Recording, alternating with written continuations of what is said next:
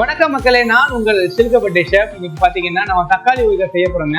அந்த தக்காளி ஊறுகாய் எப்படி பண்றதுங்கிறது நான் உங்களுக்கு தெளிவா சொல்லி தர்றேன். இப்போ பாருங்க, தக்காளி ஊறுகாய் வந்து நம்ம ராத்திரிக்கு நம்ம என்ன பண்றோம், அதை கட் பண்ணி நைட் ஃபுல்லா ஒரு 12 மணி நேரம் அதை ஊற வைக்கிறோம்.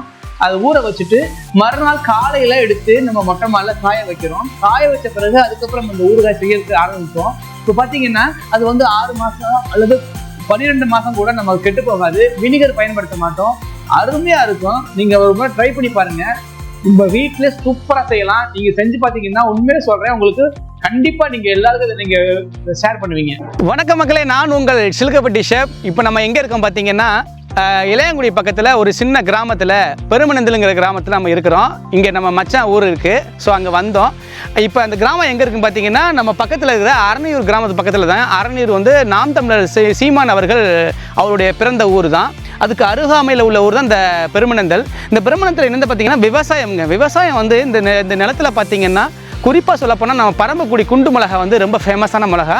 இந்த மிளகா பார்த்தீங்கன்னா இந்த நல்ல விளைச்சல் நான் உங்களுக்கு வீடியோவில் காமிக்கிறேன் பாருங்கள். மிளகா மட்டும் இல்லை, கத்திரி செடி, தக்காளி, நம்ம இந்த மல்லி, எல்லா செடிகளையும் போட்டிருக்காங்க. இது நம்ம பார்க்கும்போது அவ்வளோ சந்தோஷமாகவும் இருந்துச்சு. இப்போ நம்ம அதுக்கு ஏன் நம்ம இந்த இடத்துல வந்து எடுக்கிறோம் பார்த்தீங்கன்னா, நம்ம தக்காளி ஊறுகாய் பண்ண போகிறோம். இந்த சிலுக்கப்பட்டி ஷெஃப் சேனல் மூலிமா ஒரு தக்காளி ஊறுகாய் காமிக்கணும் அப்படிங்கிறதுனால என்னுடைய விருப்பம். அதனால் தக்காளி செடியை நம்ம நேரடியாக செடியிலேருந்து பறித்து, உரம் போடாதது ஆர்கானிக்காக உள்ள செடியை, அந்த தக்காளியை பறித்து நம்ம ஊறுகாய் ரெடி பண்ண போகிறோம். அதுக்கான அந்த இடத்துக்கு தான் வந்திருக்கோம். நாங்கள் அந்த செடிகள்லாம் காமிக்கிறோம் பாருங்கள். இந்த விவசாயத்தில் என்னென்ன இருக்குங்கிறத பாருங்கள். ஏன்னா நிறைய பேருக்கு இதெல்லாம் நீங்கள் பார்த்துருக்க மாட்டீங்க. ஓகே மக்களே, இப்போ வாங்க நம்ம தக்காளி பறிக்க போவோம். இப்போ பார்த்தீங்கன்னா இந்த செடியில் வந்து எல்லாம் கலந்தான் போட்டிருக்காங்க. தக்காளி காயாக இருக்குது. ஸோ இதில் வந்து ஒரு பழம் இருக்குது, நமக்கு எடுத்துக்கலாம். இதுதாங்க ஒரு நேச்சுரலான இது. இயற்கை வந்து விவசாயம் வந்து அதோடைய அழகே அழகு. ஏன்னா நம்ம பறிக்கும்போது பக்கத்தில் உள்ள காயை வந்து ஒடிச்சு தான் பறிக்கணும். இந்த பார்த்தீங்களா, இப்போ வந்து இது வந்து அணில் வந்து சாப்பிட்ருக்கோம். கிளி, அணில் இதெல்லாம் கொத்தி சாப்பிட்ருக்கோம். அதை நம்ம எடுத்துக்கலாம். மற்றபடி எதுவும் சாப்பிட முடியாது. இது மற்றதெல்லாம் காயாக இருக்குது. இதெல்லாம் வந்து மிளகா பழம். இந்த மிளகா பழம் பார்த்திங்கன்னா இதுதான் பரம்பக்குடி குண்டு மிளகா. காரம் ரொம்ப அதிகமாக இருக்கும். எப்படி சொல்கிறது, இது வந்து சந்தையில் வந்து நல்ல விலை உள்ளது. ஓகே, இது கொஞ்சம் அரைப்பழமாக இருக்குது. இதையும் எடுத்துக்கலாம்.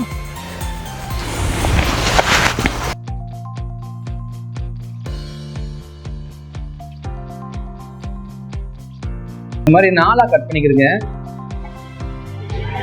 ரொம்ப பொடிசா கட் பண்ண வேண்டாம்.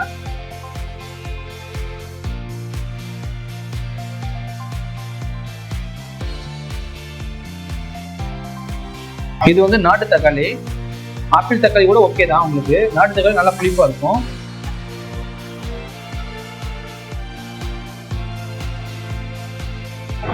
இப்போ பார்த்தீங்கன்னா நம்ம தக்காளியை இந்த மாதிரி பிளாஸ்டிக் பாடி இருந்துச்சுன்னா கட் பண்ணி இந்த மாதிரி போட்டுருங்க. போட்டுட்டு ஒரு கை, உங்கள் கை கிட்ட ஒரு குச்சிப்பொடி உப்பு எடுத்து இதில் ஃபுல்லாக அப்படி போட்டுட்டு என்ன பண்ணுறீங்க, நல்லா அப்படி குலுக்கி விட்டுருங்க.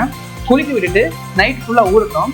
ஊறின பிறகு நான் காலையில் உங்களுக்கு வீடியோ எடுக்கும்போது நான் உங்களுக்கு தெளிவாக சொல்லித்தரேன்.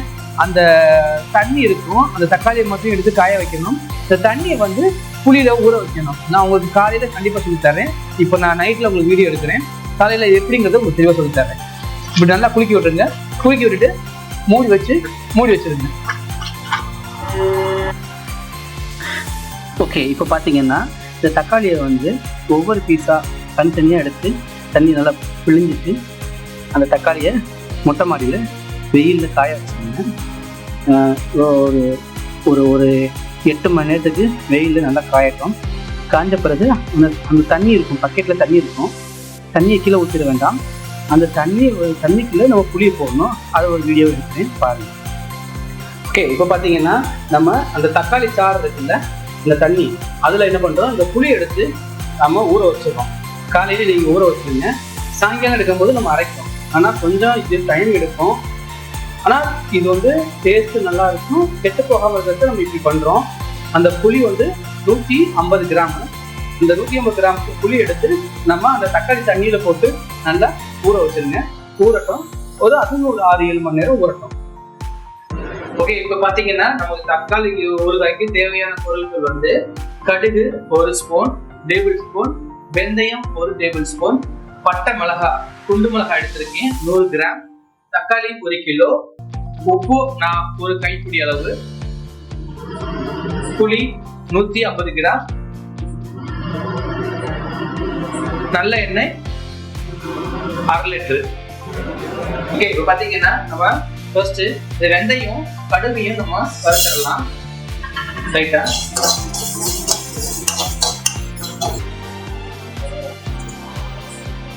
இப்போ பாத்தீங்கன்னா நல்லா கலர் வந்துருச்சு, இந்த கலர்ல வறுத்துடலாம். இப்போ பாத்தீங்கன்னா அடுத்து நம்ம கடுகு வறுக்க ஆரம்பிச்சிடலாம். கடுகை லைட்டாக கொஞ்சம் வறுத்துருங்க. வறுத்துட்டு இதை பவுடர் பண்ணிடுங்க. கடுகு வறுக்கும்போது வெடிக்கும்.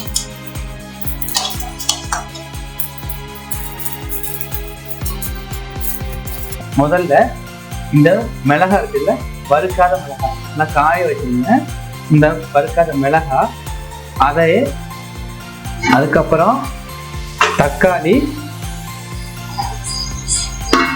அதுக்கப்புறம் நான் காலையில் ஊற வச்சு பார்த்தீங்களா புளி, தக்காளியுடைய சாறு, இந்த தண்ணி, இது எல்லாத்தையும் கலந்து தண்ணி ஊற்றாம பேஸ்டா அரைங்க. எப்படி சொல்றதுன்னா ஒரு நல்லா ஒரு பேஸ்ட் மாதிரி அரைச்சிருங்க, அரைச்சி வச்சுக்கோங்க. அதுக்கப்புறம் இந்த கடுகு வெந்தயத்தையும் ரொம்ப பவுடர் மாதிரி அரைக்காம குறை குறைன்னு கொஞ்சம் முழுக்கி, அதாவது குறை குறைன்னு அரைச்சி வச்சுக்கோங்க. பாத்தீங்கன்னா நம்ம அரைச்சாச்சு. தண்ணி ஊத்தாம தான் அரைக்கணும், தண்ணி படக்கூடாது. பாருங்க இந்த டைட்ல இருக்கும். இப்ப நம்ம தாளிச்சிடலாம்.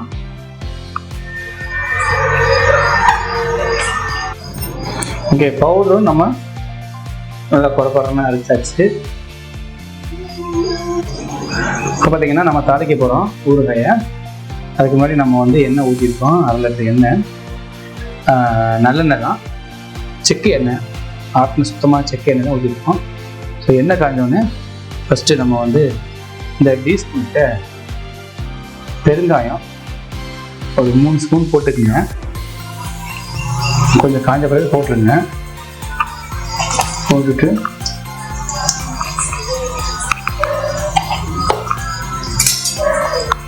நல்லா அப்படி கிண்டி விட்டுருங்க.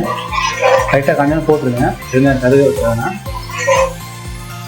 ஸோ நம்ம அரைச்சி வச்ச இந்த பேஸ்ட்டை அதை போட்டு கிண்டிடலாம். மெதுவாக போடுங்க, எண்ணெய் வந்து கையில் தெளிச்சுக்கணும்.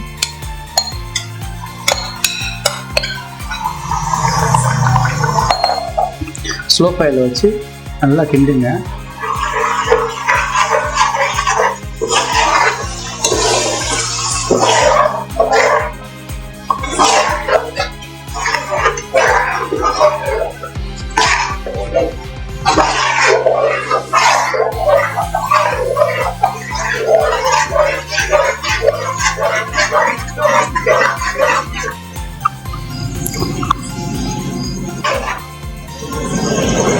ஓகே, இப்போ பார்த்தீங்கன்னா அப்பப்போ கிண்டி விட்டுக்குங்க, நல்லா துருள பெறட்டும். நீங்கள் வந்து செக் பண்ணிக்கிறீங்க உப்பு கரெக்டாக இருக்குன்னு.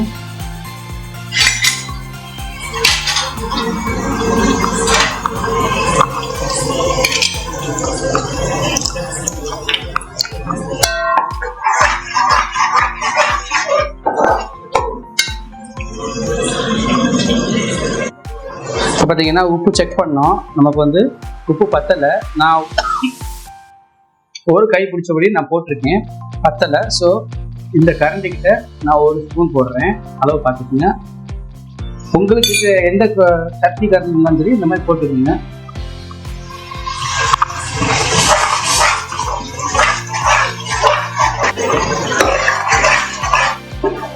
இப்போ பார்த்தீங்கன்னா இப்போ நம்ம டேஸ்ட் பண்ணி பார்த்தோம், அற்புதமாக இருக்குது, செம்ம டேஸ்ட்டாக இருக்குது. ஆமாம், தண்ணி மட்டும் எதுக்குமே தக்காளி அலசிட்டு கட் பண்ணும்போதும் அதை தொடச்சிட்டுருங்க, தொடச்சி கட் பண்ணுங்க. ஏன்னா தண்ணி இருந்தால் 100% கெட்டு போயிடும், அப்புறம் அது ஒரு மாதிரி ஆயிடும்.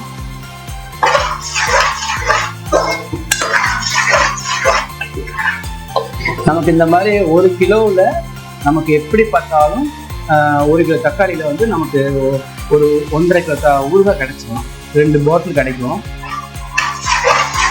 நீங்கள் ட்ரை பண்ணி பாருங்கள், நல்ல டேஸ்ட் கிடைக்கும்.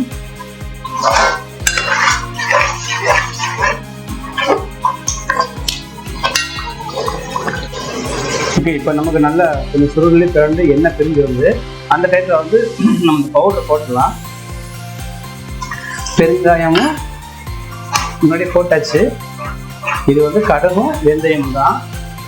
இதை போட்டு நல்லா சுருளை பரட்டிட்டு இறக்கிடலாம். ஓகே, இப்போ நமக்கு ரெடி ஆயிடுச்சு. நம்ம இறக்க போகிறோம். ஓகேவா? உப்புலாம் பார்த்துட்டோம், எல்லாம் கரெக்டாக இருக்குது.